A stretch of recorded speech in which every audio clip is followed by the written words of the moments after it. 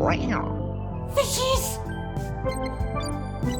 Cool. So I'm welcoming in Colin Moss. Thank you so much for doing this. Actor, presenter, stand-up comedian, and and you've been back and forth for a while now to the States. Yeah, a lot of those that you just mentioned are kind of historical now, because I don't present anymore. I don't do comic.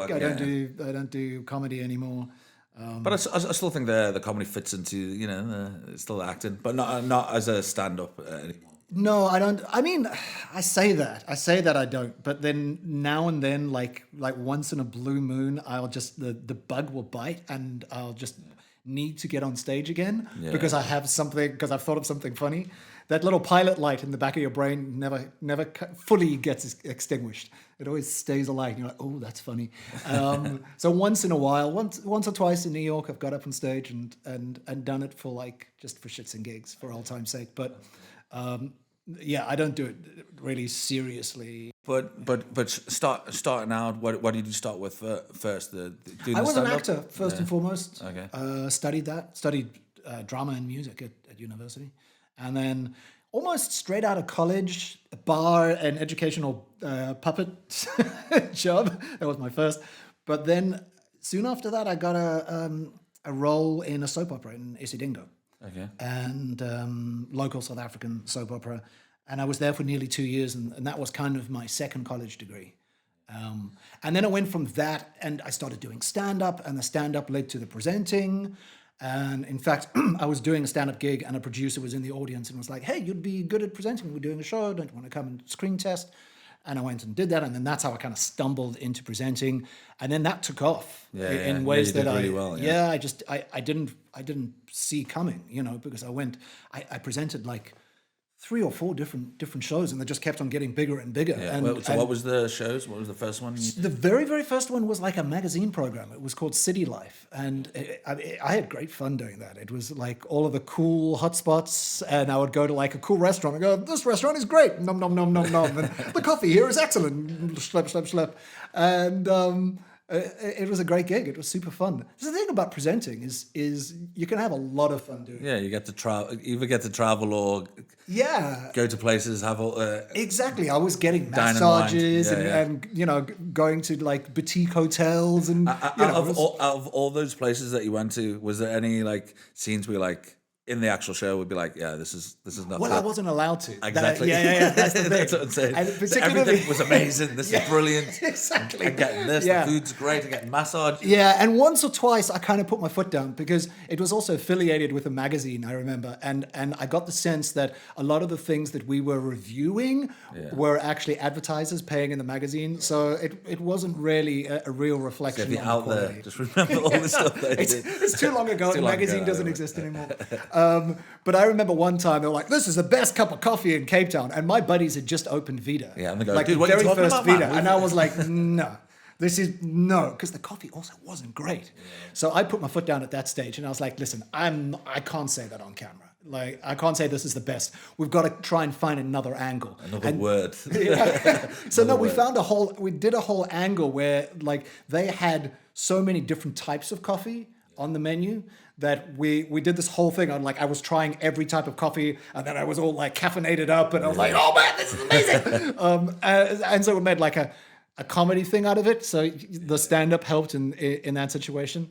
But yeah, that was my experience of doing that. And then I went from that to Fear Factor, which was super fun, and then from that into Idols. But yeah, I've kind of scratched that all off my resume, particularly with the move to the States. Yeah. Because they really compartmentalize in the States, and they don't want to know if you've been a presenter. They don't want to know about it. Like you can't jump from presenting to exactly. Acting. Yeah, you can jump from acting to presenting. Interestingly enough, but not the other way around. Not the other way around. Right. So I went over there and I just scratched that off my resume. So when I handed over my resume in the States, it was acting only. Because I mean, with the Idols, obviously, that was a great gig for you to just for. Local South Africans and audience-wise to get to know who you are. Yeah, it was a great gig for me to buy an apartment, and buy a vintage muscle car, and that was that's all right. So it was good in that respect. in terms of my acting career, it ended up kind of working against me. Oh, really? Okay. Yeah, because I had to. He's just a presenter, isn't he? He's just a. You see, I started acting first, and then I went into directing. So most people know me as a director and not an actor. So I'm pretty sure when I started like directing, I'm pretty sure people get, oh, he's trying to do the acting, and I'm like, I've actually been doing acting many years, long before directing. So exactly. It's just funny how certain people look at you in a certain way. Like you said now with a presenter, with it, they look at you in a certain way. Well, he does this. He does that, and sometimes you get those people that break through.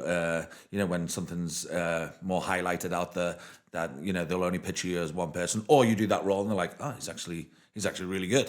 Yeah. He should be doing this more. That's the thing, and I think it goes beyond that as well. I think that in order to be an actor, in order to be a good actor, I think there has to be some enigma about you. You have to be a blank canvas. Yeah. For the audience to be able to paint the character onto you and believe you as someone else, right? And as a presenter, people feel that they know you, especially something as big as Idols, right? Where everyone is watching you, like most of the country is watching you twice a week. Yeah. And they get to know your personality and your quirks and your sense of humor. And then they feel that they know you. So that when you try inhabit a character, they're like, they just see him as they won't believe you because you're not a blank canvas. See, I was thinking about this a while ago. For example, it's so funny. Is so Leonard Nimoy, Spock from Star Trek. You don't have to tell me. Everybody knows him as for Star Trek, and not he did like Man from U.N.C.L.E. He did a few other things, but I mean, he spent like most of his career with probably that haircut or whether it was a wig. Yeah. But I mean, everybody's like, oh, it's Spock. So at some point, when you were in Idols or whatever, and like when you in your normal life, whether you're going out, you got to be more best behavior in case you get into trouble or anything like that. And I'm sure, like, the span of like 30 years or more, like Spock, Leonard Nimoy just playing Spock, having that haircut or whatever.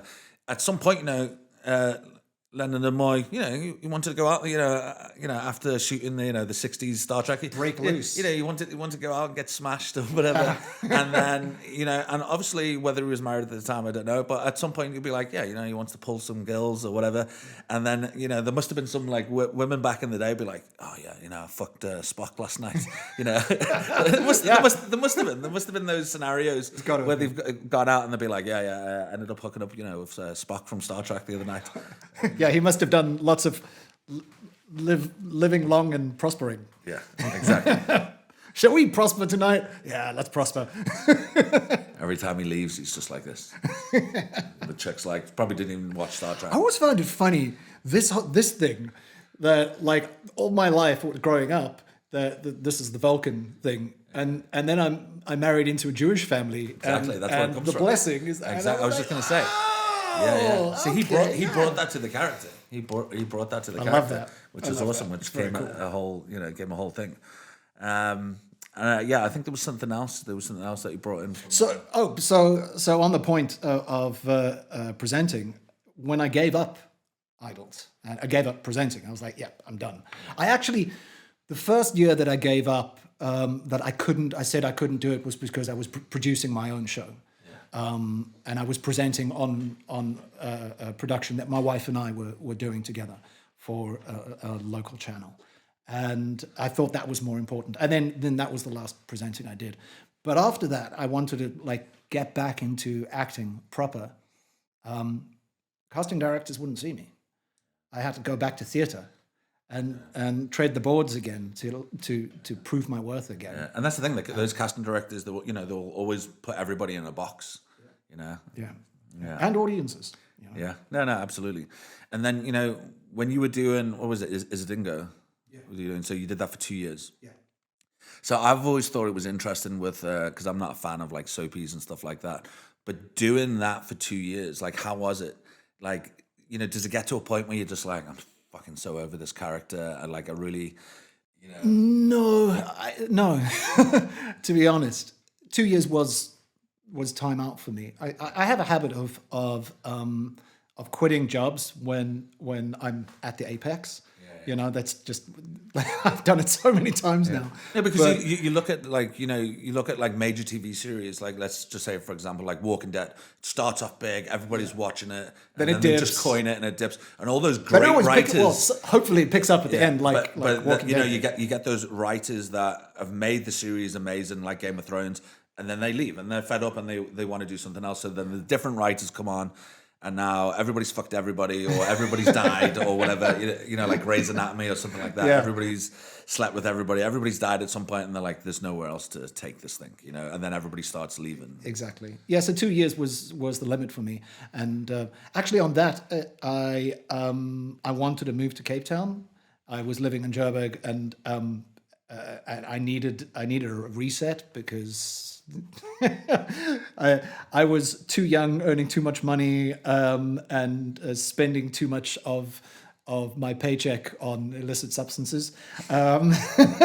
So I really needed to get out of that town and get down to Cape Town and just reset my life. And so I told them to write me out, and they killed my character. And I moved. How did he die? He died in a mine disaster. It's always something like that. Underground. Mine disaster. Sounds random for that series. Well, no, I mean it was based on a mining town, so it was set in a mining town. I actually know nothing about that. Yeah. Is it? Yeah. Well, it's better than going. He died, and that was it. And we just don't see you die. No, exactly. Well, I don't think he did see me die.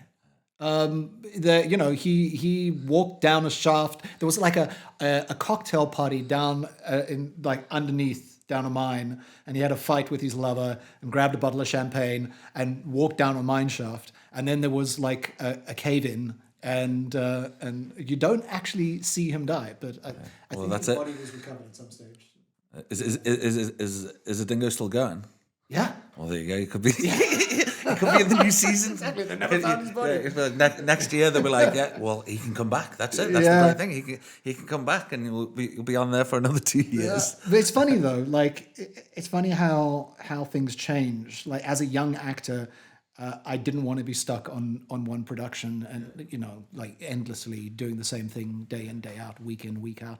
Now in my 40s, I'm like, yeah, it sounds kind of nice, Yeah, you see, years ago when I was living in England, I used to do like little small walk-on roles, a few lines here and there, and it was in like Hollyoaks and Brookside and A&E and what was the other one? At Home with the Braithwaites. So like over the years, I did all this stuff, and also what's the other comedy one? Yeah, Shameless. So I did like like 1 or 2 lines in Shameless. Were you on Shameless? Yeah. But That's so cool. It was the original Shameless. Yeah. I'm going back. You've got to tell me which ep. So it was back in. I'm just trying to think of the year now, but it was. I don't know. I think it was like 2003 or 4, maybe. Well, I could be wrong. I can't remember. But anyway, loved that series, man. Doing all those, things. At one time, I got an opportunity because I did Hollyoaks like quite a few times, and there was an opportunity that it was like a 9-month contract to be a part on Hollyoaks, and I turned it down because I didn't want to be in a soapy or known for, when people don't know your name and they're just like, oh, it's John from Hollyoaks. I used to have that. Stuart Buller. Yeah. So I didn't want to do it for that. And my dad was so pissed off with me. He goes, you could have been doing this now. You could have had this and that. And I was like, it's just not the route that I wanted to go. How do you feel about that now? I'm actually still all right with it. Okay. But at the same time, it's more like, back then I would have probably lived a little bit better. Yeah. And I wouldn't have to work in a clothes shop like I used to, or manage a clothes shop and all that. And maybe it would have given you currency to do other stuff.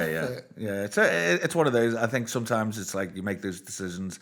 Some you regret, some you look back on and go, I think it was all right. I think it was all right doing that. And it depends on the route. Like I didn't want to get stuck in it. I didn't want to be doing it for, like, you don't know, because that's the thing, as an actor, and there's nothing wrong with being in a soapy or anything. It depends where you want to be and what you want to do, but you you can, there's people that have been in soapies for 20, 30 years and they're just regular working. And it's a great. day job. For a lot of actors, it's a day job, and they're happy with that, and fair play to them. There's nothing wrong with that.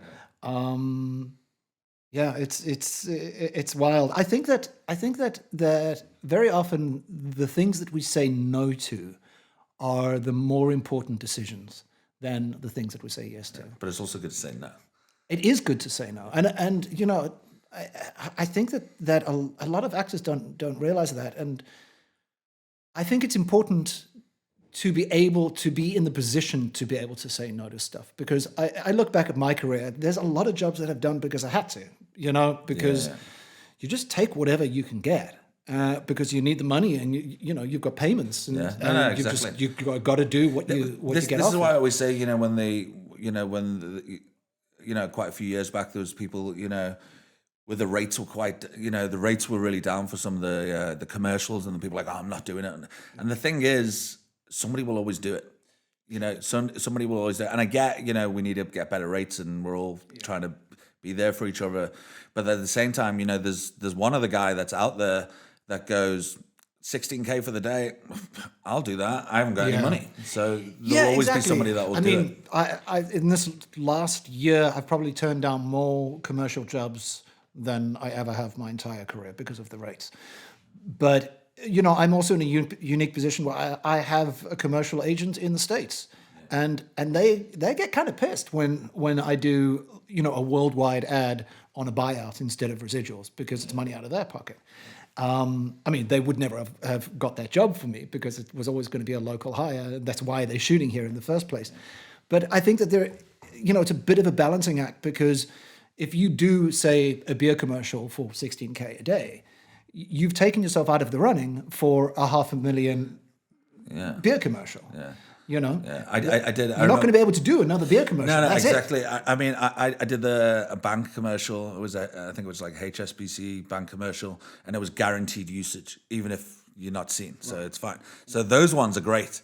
And for the type of ad that it was, we were dressed in like somebody was dressed as a bowling ball, bowling pin, and I was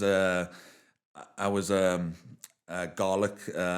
What is it? Like a basic, but basically I look like a fucking scrotum, like the face is just sticking out. And it was great, because when we did that, we were trying not to be seen, so we could be in another bank ad, because if you're not seen, and so everybody was like taking their head out of the costume, because if we didn't get seen, then at least we can still go for another bank job and still get it, because it was guaranteed usage, so we were going to get paid anyway. Brilliant. And also, I don't care if it's for like Poland or Eastern Europe. I'll work for peanuts. It really doesn't matter to me. But if it's going to the States or worldwide, I've got to think about it. I've got to think about the value.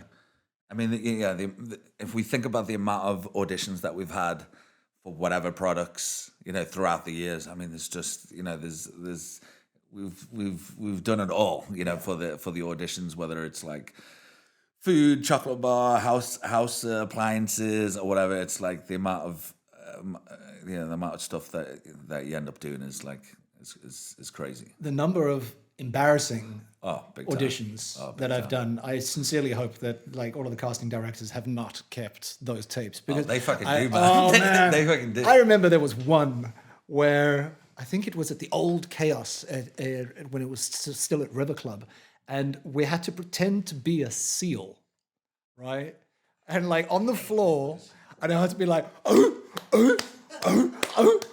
and then walk on the ground like this and jump into the ice. I mean, if that ever gets out, dude, I did this one. I'd be mortified. Oh, dude, it's horrible. The bad thing about these ones is that you go to the audition and you even know what it is, or you're learning more about it while you're there, and you're like, oh, I can't believe I have to do this. And the thing is, you actually know that you're not going to get it.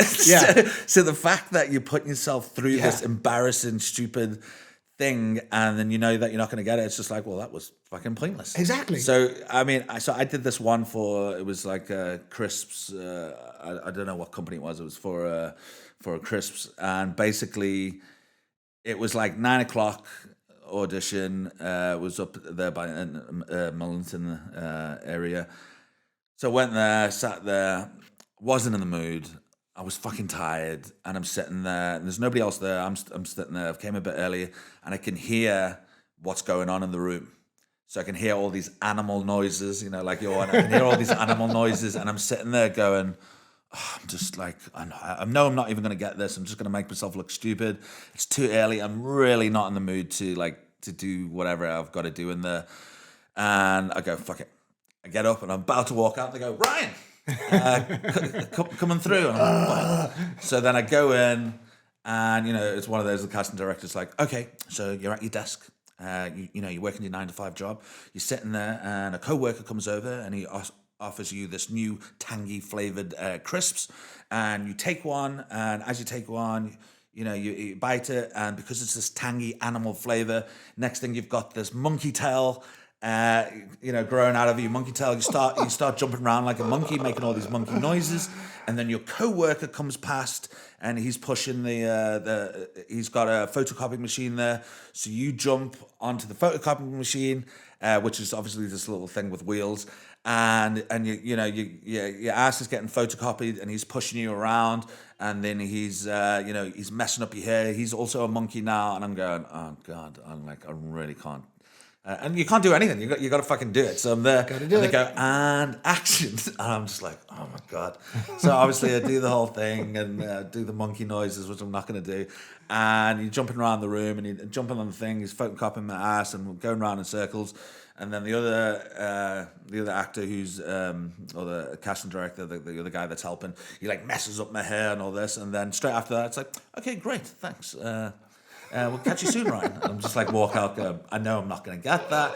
That tape, they better fucking burn it. I hope nobody ever fucking sees that tape.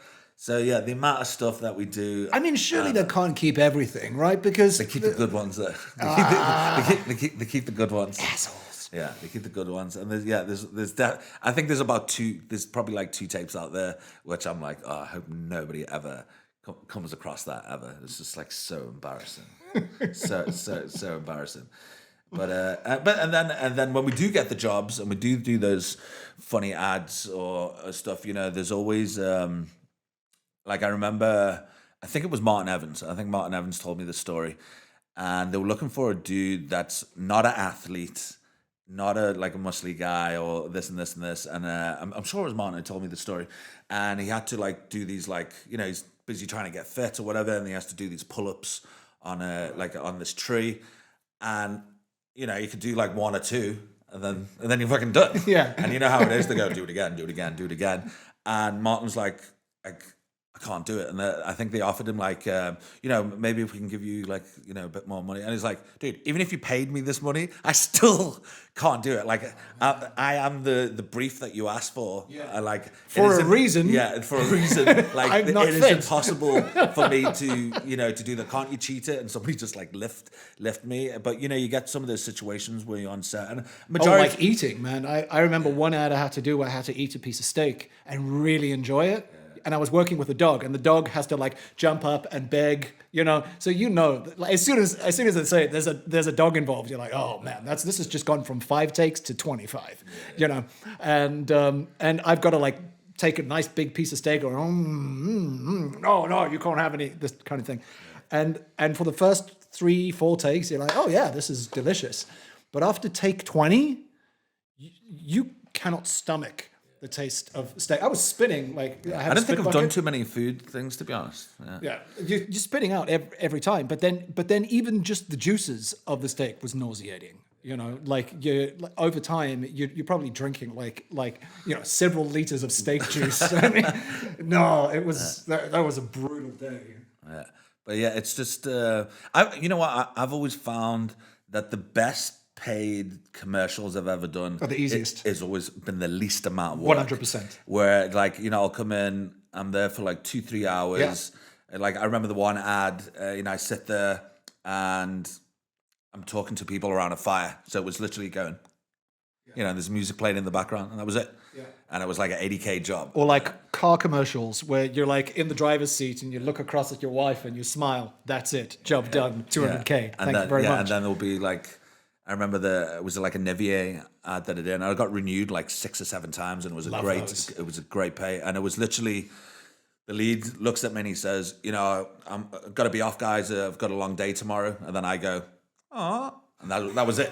I was there for like an hour or two, and then that was it. And I got renewed like so many times. Also another like 80K job. But then when it comes to the lower paid jobs, it's actually you're like working your ass off. Yeah. But there's sometimes, majority of them, they're actually, it's more character work, it's more acting, and you actually probably enjoy it more than... than the other ones. Although sometimes as well, like I've often done a shitty little job that you think is like barely worth the pay, and what the hell am I doing here? And then sometimes those ones end up renewing 5, 6, 7 years in a row, and that shitty little job ends up actually paying you pretty well over time. I think the Nivier job was like over 6 years or something like that. Beautiful. Got renewed like so many times. Love those. And of course, we could be working in the States where you get renewals. That's a different story. I got renewals on a voice job when I was working in New York, and first of all, which is something I didn't know in the States. If you're voicing a network commercial, you earn the same in residuals as if you're on camera, which is sweet. If you can break into like commercial voice work, you never get overexposed, and you're just coining it on the residuals. But I earned a packet more than I ever earned on a commercial in South Africa, even like the big international commercials from residuals. I tell you, one of the funniest things about commercials when you're in the public eye is very often, not very often, but a couple of times, I go to a casting where they're looking for a Colin Moss type. Oh, yeah. It happened recently. That. There was a job like 2 weeks ago where they were looking for a Colin Moss. And they still don't cast you.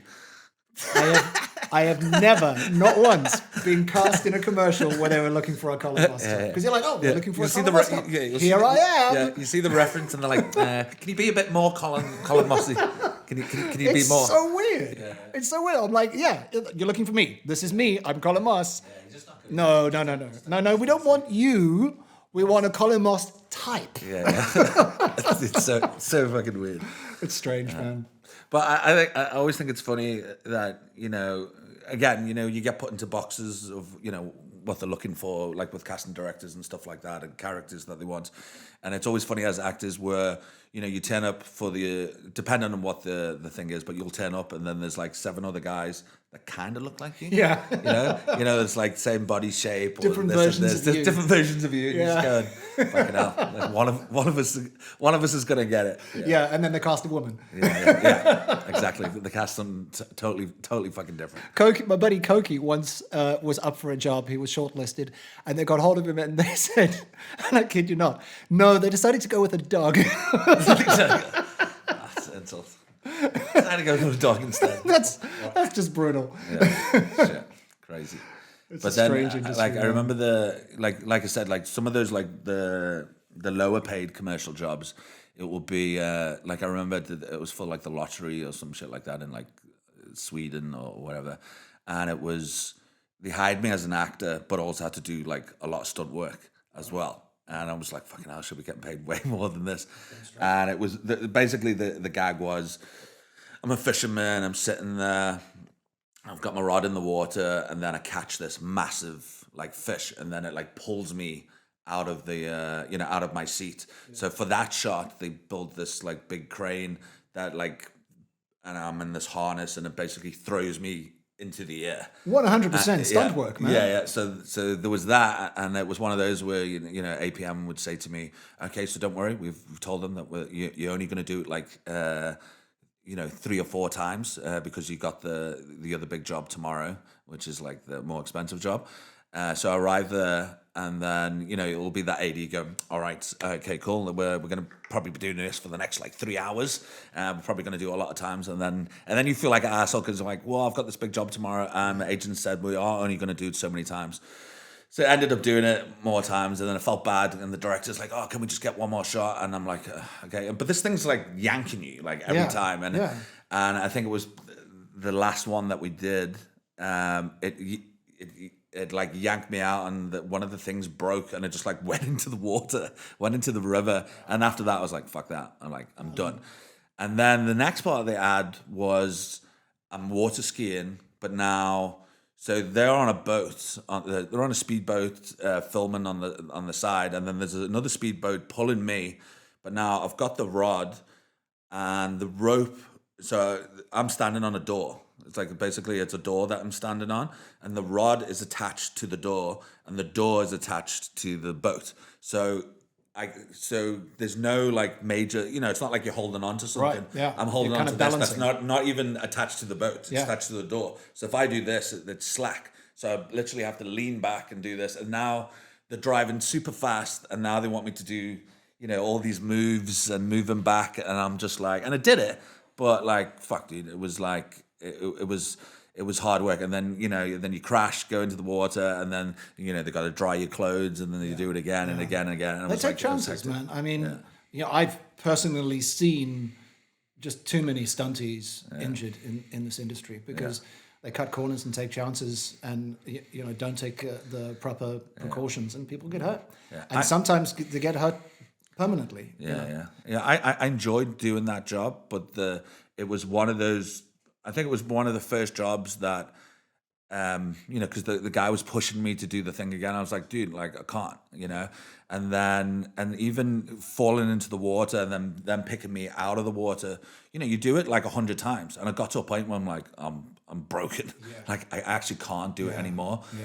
Did you get paid more? No, not at all. But the one thing before all that started, before we did the water ski thing, and I thought it was so bad, it was so unprofessional that I had to wear these, these like wellies, but you couldn't see my feet in the water because the water. I could have wore those like ski booties, yeah, and because you couldn't see my feet, but I had to wear these wellies.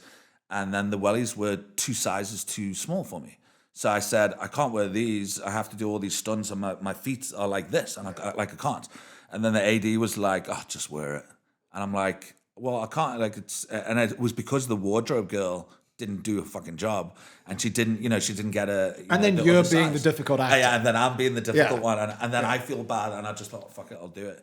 But it was, I couldn't, again, I couldn't do my job to 100% because my feet were like this, and I'm trying to do all these stunts, and it was. I think too crazy. Often that thing about not wanting to be difficult and being nice and being what we consider to be professional. I think we often do that to a fault, and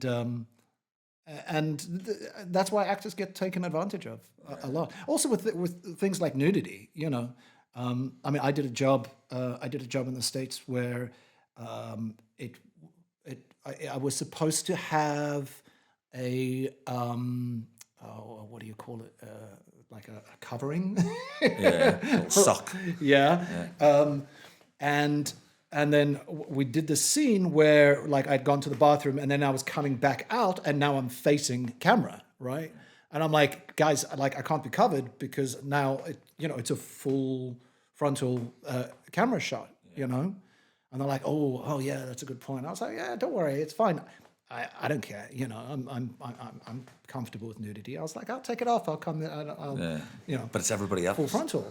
So no, it was fine. It was. I didn't care about it. And I did the scene, and then later in the green room, one of the assistants comes in with the paperwork and was like, yeah, can you just sign, because you sign paperwork on set there, and you sign your W4, I think it's called, your tax form and your releases and stuff. And I'm just yeah, whatever. And it was a night shoot, so I couldn't call my representation. And it was only the next day they're like, oh, we heard you did nudity. But did you sign the release? And I'll say, yeah, I always signed the release. And they're like, no, you shouldn't have signed the release. So that's Colin Moss's dick. Because we could have charged more because it was full frontal, right? And I was like, I didn't know that, But they just they're not stupid. they just came in, and I remember when I signed that form, some stuff was filled out because there wasn't any nudity, and they'd like scratched things out and rewritten stuff. But it's like 3:00 in the morning, and you're like, yeah, whatever. Just let me get out of here, But that's the kind of thing that they do. They take the piss. I should have got more money for that because I showed my dick, Yeah. So speaking about the nudity on set, there was when we shot Fry Barry, there was this one scene with Gary and Bianca, and they had to, there was this sex scene. So I said to Gary, beforehand, I said, this is how we're going to shoot it, and this is how we're going to do. And so while we're setting up the shot, so I explained to Gary everything, but now while we're setting up the shot and we're getting ready to shoot, because I said to Gary, it's just your pants are going to be down, and it's going to be, the camera's going to be behind you, so we're not going to see. But yeah, you can put on, a sock and stuff when we do the other angles or whatever. So anyway, we're setting up the scene, setting up the shot, and then the next thing is we're nearly ready, but then Gary just walks on to set where the camera's pointing, and he's just completely naked. So then, like, Gareth, the DP, was like, dude, like, what's Gary doing? So I'm like, what's Gary doing? So I go over to Gary, and he's there, and he's fiddling with something, and I'm like, so I walk over to Gary, and I'm like, Gary, like, what are you doing? And I can't help like looking down. I was like, Gary, what the fuck are you doing? And he's like, and he goes, I'm just trying to put this sock on.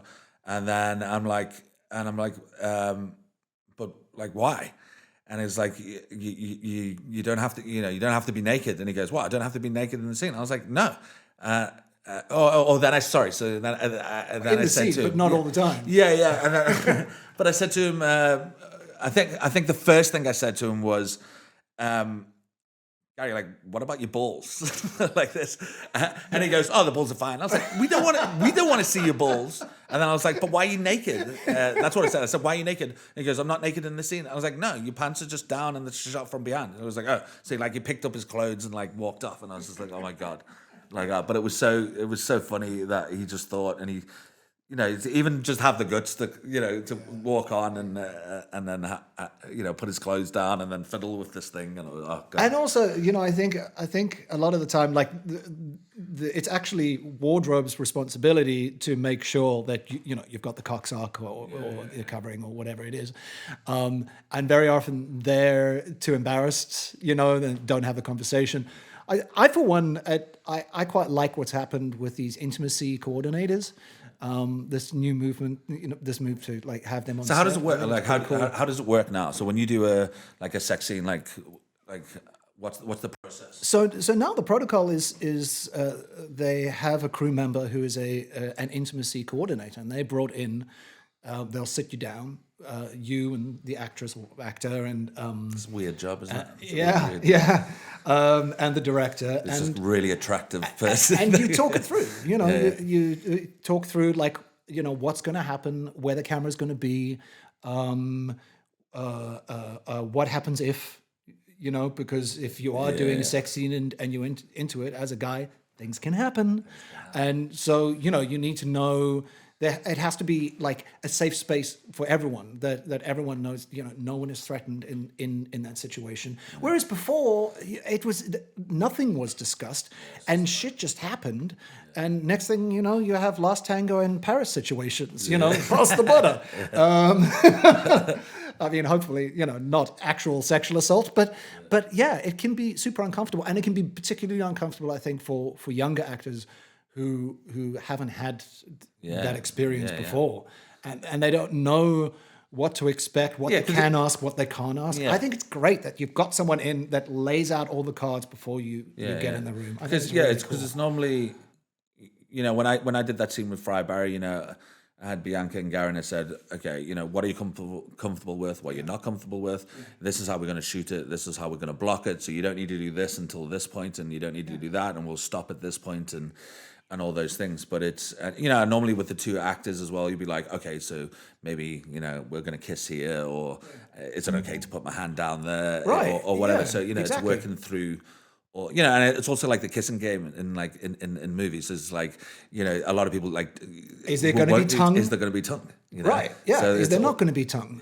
Like on nipples out of bounds, you know, where like if I put my hand between your legs, You're not going to slap me. I'm not going to actually go for your veg. I'm going to touch you on the side of your thigh. So this person like that- these are things that you need to talk about, Yeah, because yeah. also like in the heat of the moment, you know, if you're like if you're fully engaged in the scene, the things can completely get out of hand. And it just sounds like a therapy, like a couples therapy thing, because you got the director going, "This is what I want. I want you to do this," and then you know you've got the safety person there going, "Are you okay with this? Can you touch me doing this?" Are you comfortable with this? Yeah, are you comfortable with this? And then the two actors are just like dummies going, "Okay, okay, I can do that." And does that turn you on? Does that not turn you on? Is that okay? So Are and you then they'll pick like a really like beautiful looking lady or like that, and you'd be like, "Oh, this is just not working out." and then you've got to, you know, keep in mind all of that, and then still make it look natural and hot, and you know that there's chemistry, you know, and that's and I suppose that's the fine line that you have to walk, because you also have to make sure that there is chemistry.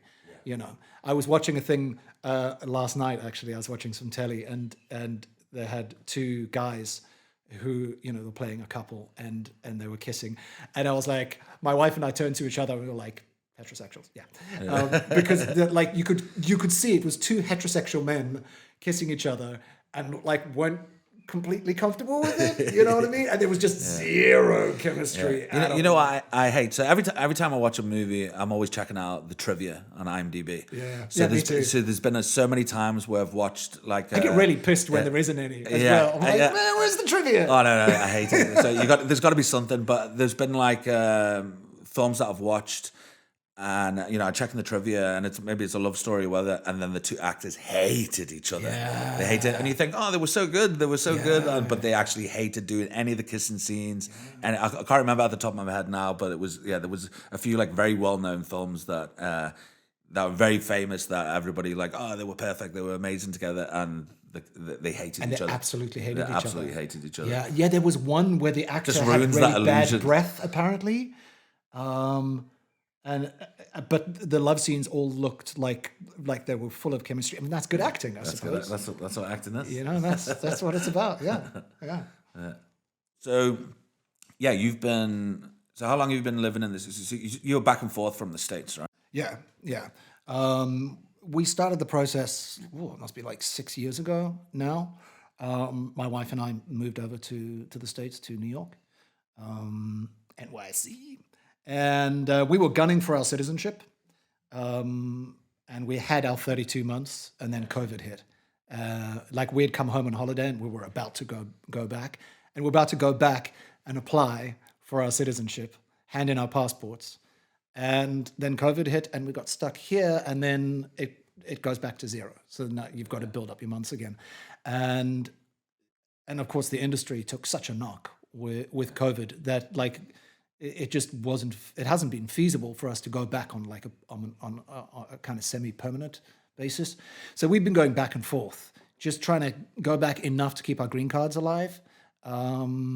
And then my hope is that, like, as the industry recovers and there's more and more work, that we can, you know, get going again and spend more and more time there. So while you're out there, are you just doing acting, or are you doing other things as well? Or when I'm there for a length of time, I earn money in various facets of the industry. So I have what they call in America a legit agent.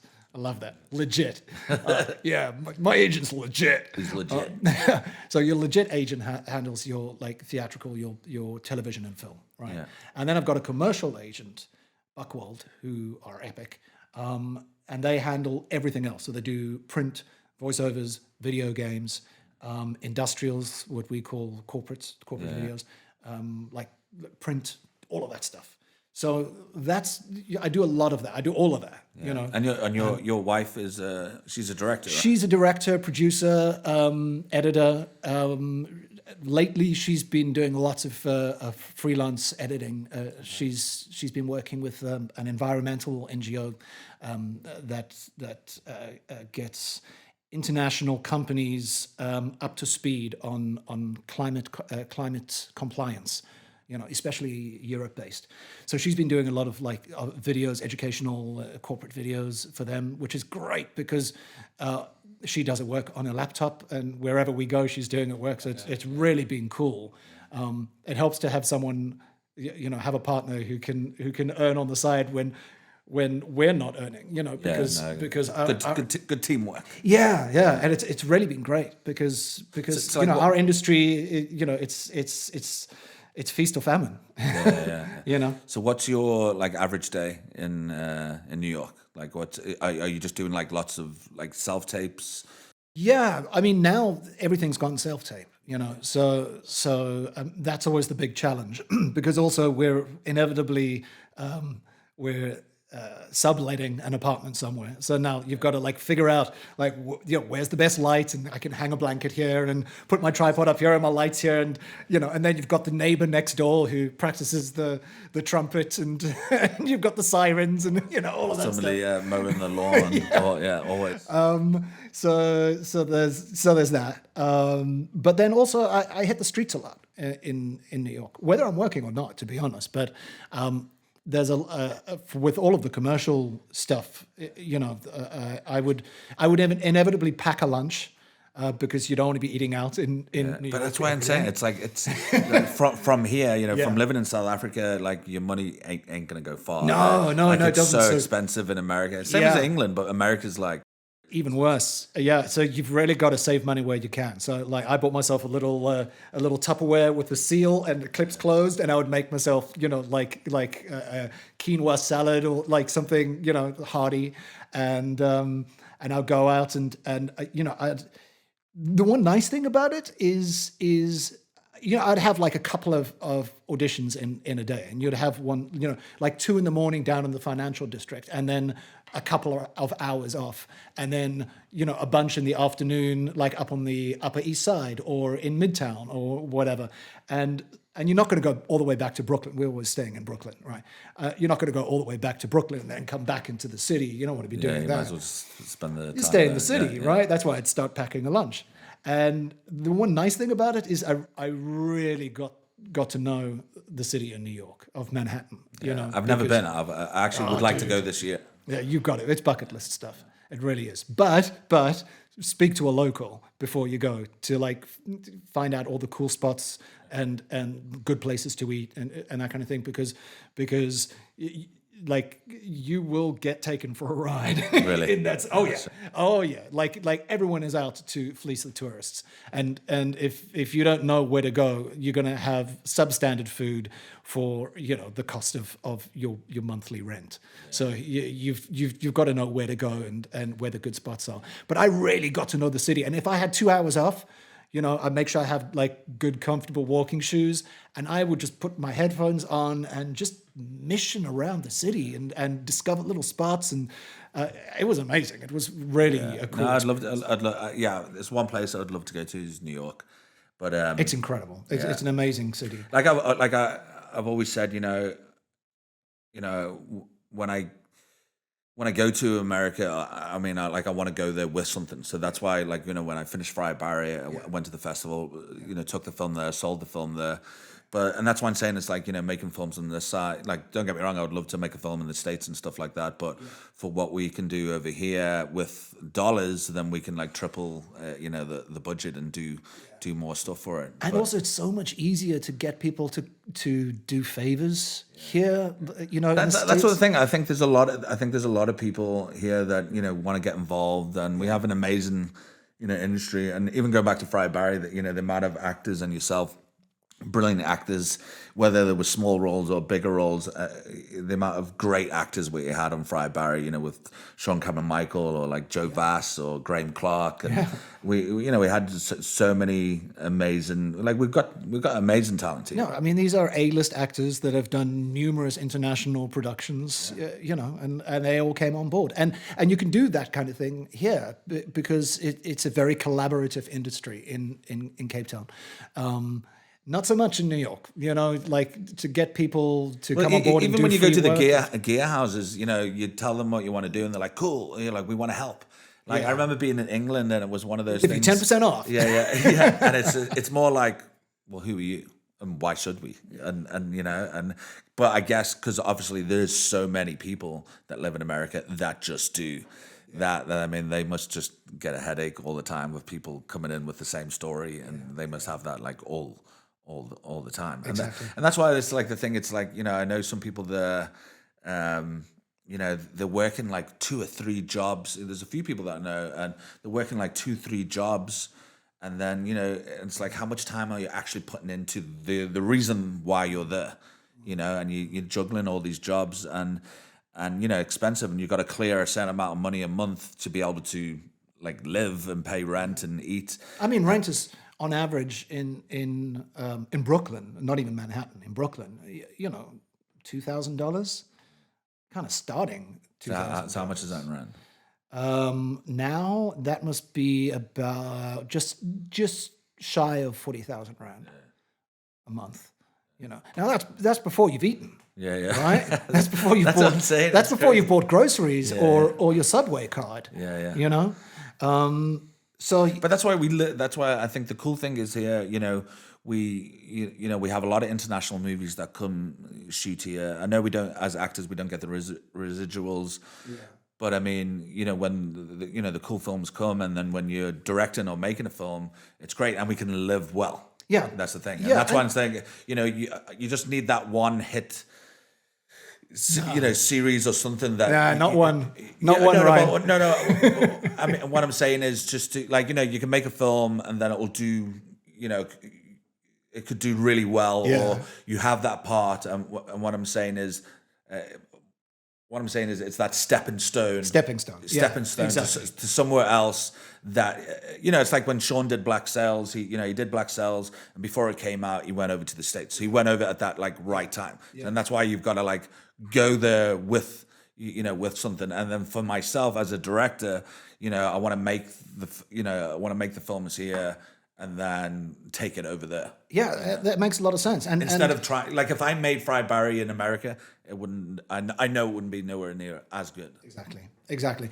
And I think the same is true of actors. That most actors that I speak to, they want to go over to the States, or they want to go over to England and cast for stuff there. But the reality of the situation is, 9 times out of 10, you're not going to be working. You're going to go over, and like you say, you're going to be sitting around doing self-tapes. And there's something to be said for staying here and booking big international work that shoots here. Warrior, Black Sails, One Piece, whatever it is. And that will give you currency. It's all about currency at the end of the day. So, yeah, I mean, you can stay here in SA and do international work on big, network shows that will give you currency anywhere in the world, because if you're a series regular on a network show, that means something everywhere in the world. Yeah, it's just like jumping, it's like that 72 hours, like, okay, you've got to get there now. If you've booked the job, you've got to get the... Oh, you're talking about what booking from here? Yeah, from here. Oh, yeah. So that's the other side of the scale.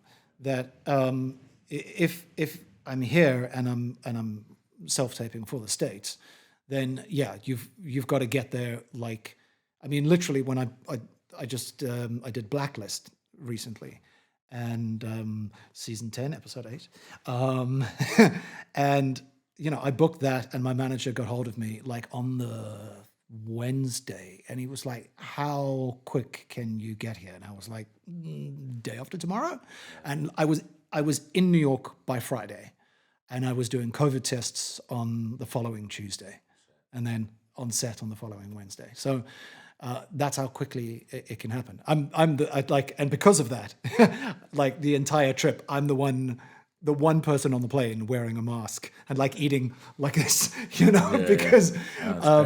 because that would be the worst case scenario. That like you book the job and you fly over, but like in that period you catch COVID, it's still around, and then you test positive the following week. And you've just gone all the way to America. Wait for you. Yeah. You know what I mean? They're going to go, thanks for playing. We'll go with the next guy. Yeah. So that's the only danger of trying to play this international game. That you've got to be super careful that you can get there and be healthy and ready to shoot. They're still doing the tests over there. Well, I mean, they still have to. They still have to protect. I guess another. It's all that insurance. Yeah. That's basically, I think, the biggest thing right now. It's the insurance. The thing is the COVID is still a thing, and people do still get sick. And if you have an outbreak on a production, the entire production can grind to a halt. And it's going to cost even more. It's going to cost them millions of dollars. So you can't take that risk. You've got to make sure that everyone's being tested once a week, and that if there are any outbreaks, you can compartmentalize them. People still wear masks on set. It's still a thing. Yeah, what a weird time that was. It's like, what a weird time. It's been a very strange thing to live through. I think I worked on I think it was like 2-3 jobs during like just after the peak of COVID, but on set there was still the protocol, and we still had to come in and do those tests, go from one tent to the next tent to the next tent, and wait for the results. But I think I remember on the one, it was just the process of it was just crazy. But then the cool thing is for the actors, we didn't have to wear the mask, but everybody else did. Yeah, just before shooting, that we were still all right not to wear a mask. And because you're taking them off in front of the camera anyway. So eventually, everyone was like, "What difference does it make? You're taking them off anyway." But it's such a weird thing to have lived through. I did I did a shoot like right at the peak where I had to get a permit in order to get to set and get back from set. That was wild. Where I was like the only person on the road driving to set, and like there was no one else on the road. It was crazy. That's why it's all misty now. It's all like it's so hazy now. Thinking about it, like some of the stuff, it's insane. It's like everybody hated it and just tried to forget it and put it in the back of your brain. But when you think about it, it's like it was insane. Yeah. And I did one commercial where we had to wear masks in the commercial. And it was a package deal. And I'm like, cool. So I'm not in this commercial. Actually, I was surprised that they paid us our fee because we were wearing masks. We're not recognizable, but they paid us. It was for one of the drug companies that was manufacturing one of the vaccines. So that's crazy. It's just a weird, hazy fucking time thinking about it. And I think because everybody was up to different things. The funny thing is with COVID, I actually traveled more during COVID than I've ever traveled because I had the festival run of Fry Barry. Oh, that was right in the middle. So some festivals were online, and then other. I went to Ukraine for a start before all that shit happened there. So I went to Ukraine, and then I was in the States. That's incredible that you went to Ukraine just before the shit hit the fan. Yeah. So, and then I went to Sitges, went to Spain, and it was just crazy that the amount of traveling, because you could travel for work, and that was about it. Yeah, it was kind of lovely traveling during COVID, actually, because the planes were all empty. It was weird, man. I really enjoyed it. That's why I think nothing's ever that far-fetched. Because, if I said to you, like a week before COVID, it's like, there's going to be an outbreak, there's going to be this virus, the whole world's going to shut down, everybody's going to have to stay at home, you would look at me and go, come on, Ryan. That's fucking, you watched that series. That's fucking crazy. And fantastic book, Station 11. I don't know if you caught it. Brilliant series, very, very well adapted from a brilliant book. And because I got into during the pandemic, I got into this habit of I decided to read pandemic literature, to read pandemic stories, because I read this. Remember The Road. I saw the film years ago, but I'd never read the book. Yeah. And I read the book, and it was bleak and depressing.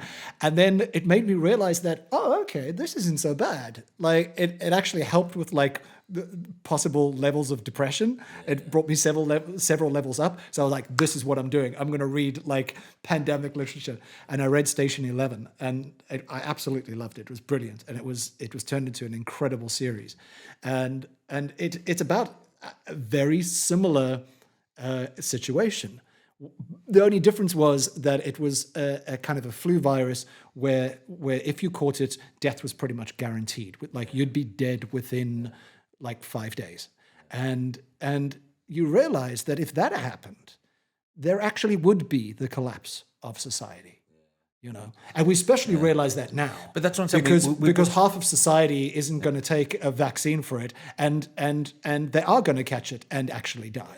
But that's what I'm saying. We've normalized it in a way where it's just like everybody's just used to it, and it happened, and everybody's like, oh, cool, and now they've just tried to forget it. And that's what I'm saying. If it was a week before and I said, you know, this is what's going to happen, you'd think I'm crazy. Yeah. So that's why I think nothing is that far-fetched anymore, that if something, you know, and I even think if you bring something up crazy, I think still people go, oh, that's fucking impossible. And I'm like, well, fucking, it's not.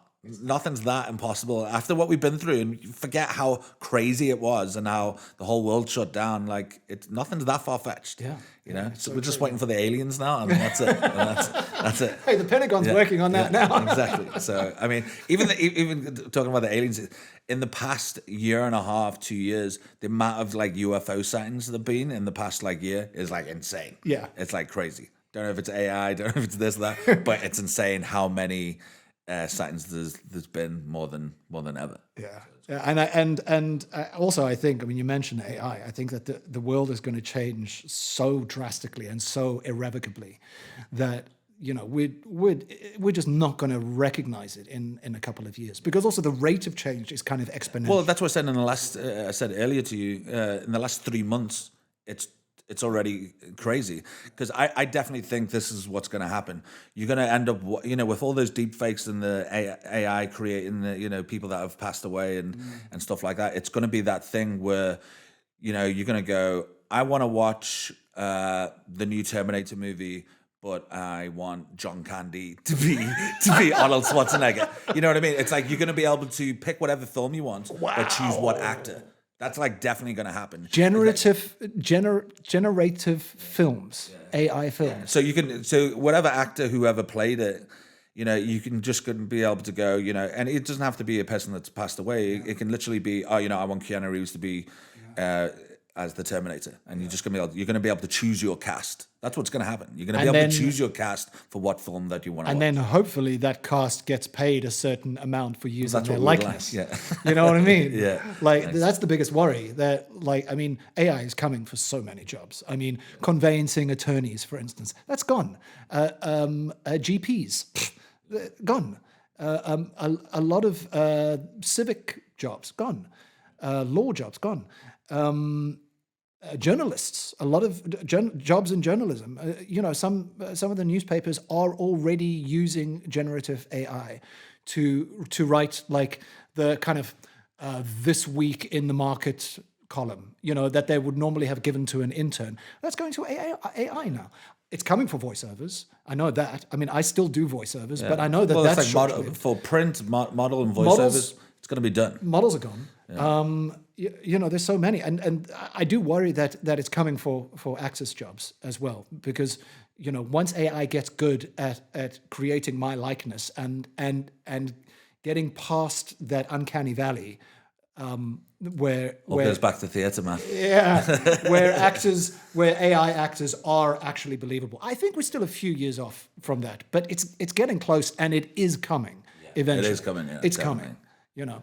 And it's worrying. I don't know how that's going to look for us. You know, it's definitely changing a lot, and writers as well. I think interesting. Now we're going into a writers' strike in America. You know, it would be a good time to test AI out and see if we can handle writing a couple of episodes. If we were at school now, all those essays and everything would be sorted. Yeah, you know what I mean? It would be sorted. So I mean, but they're using. I mean, university students are using ChatGPT to write their essays. ChatGPT just passed the bar exam with 80% in the States. That's crazy. That's crazy. It's absolutely wild.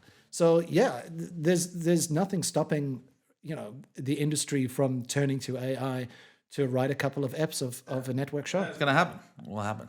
Definitely. Anyway, Colin, thank you so much for joining us. It was amazing to talk to you. Always a pleasure. Likewise, and yeah, we had a good chat. When's the next film? Dunno, it's the waiting game as always. Waiting for the investors, waiting for the money. I'm sure you've got it It'll lined happen. up though. Yeah. It's turning. The wheel's turning, so I just got to wait it out. Good man. All right. Yeah, It is great being here. Thanks for having me. Pleasure, Very man.